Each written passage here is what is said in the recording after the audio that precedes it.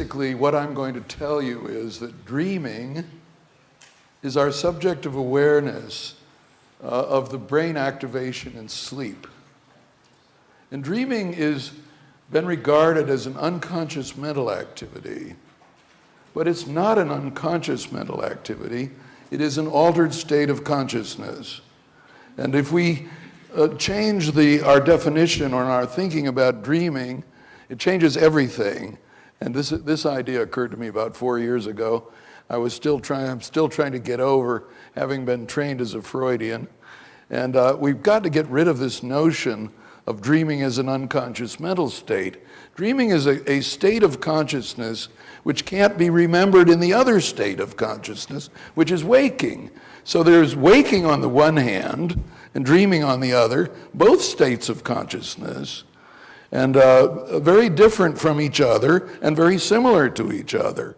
And then the minute you begin to think this way, then you can, I think, really begin to understand something quite different from what you expected to understand.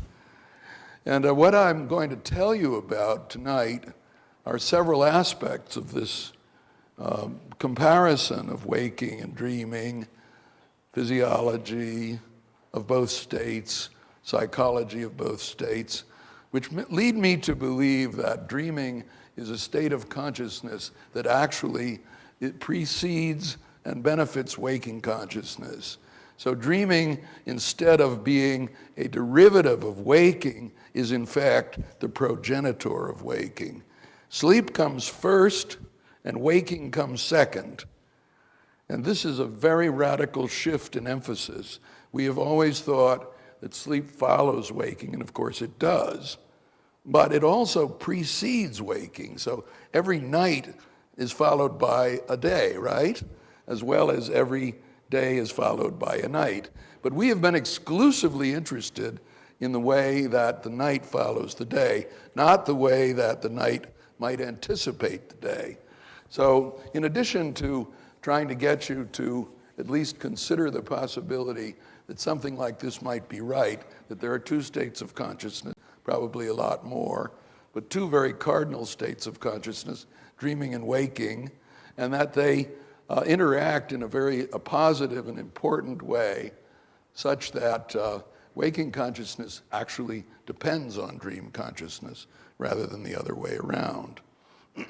Now, if you take this point of view, then your scientific research is going to change very radically, and you're going to begin to think now about dreaming and waking as subjective states, which are similar and different.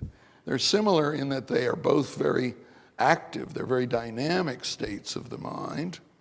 But on the one hand, all of the sensory information comes from the outside world, waking, but from the inside world in dreaming.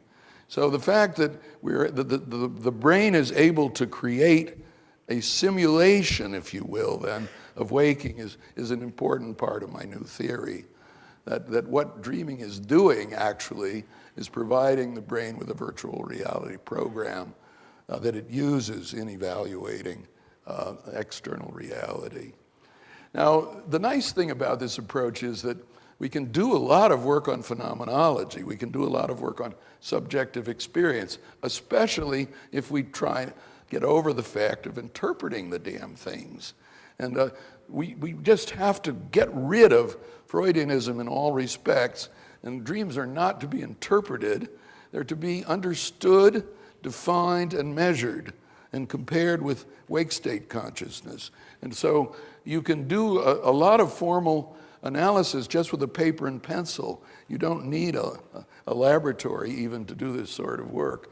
So everyone could be involved in studying consciousness, in studying dreaming, simply by paying attention to his own experience. And I really mean that this is true. And I think that the scientific opportunities of this sort of approach are enormous. In any psychology department or high schools or even junior high schools could be doing this sort of work.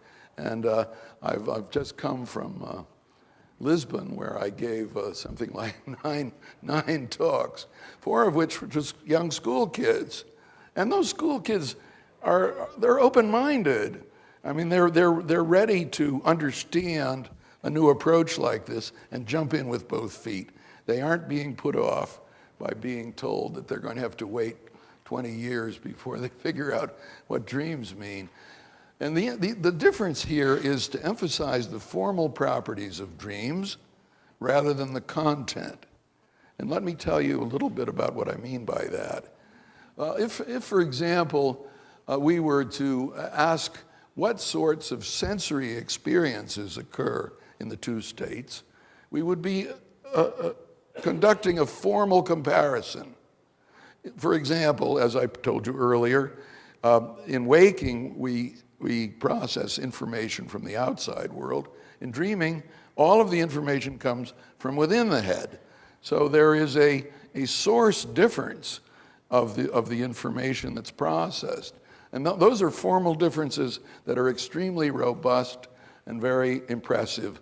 And for example, dreaming is very visual, extremely visual, which means that the visual system is capable of creating imagery that with the eyes closed in the dark, okay?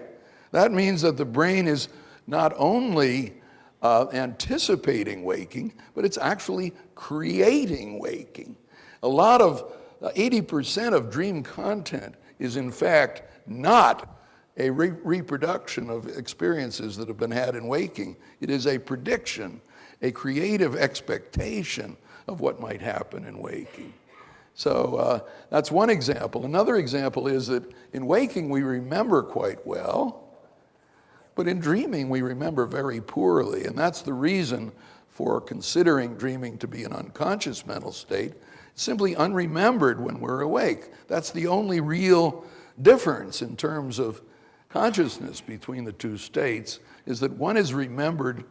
Waking is characterized by rich memory, dreaming by exceedingly poor memory. So we have this contrasting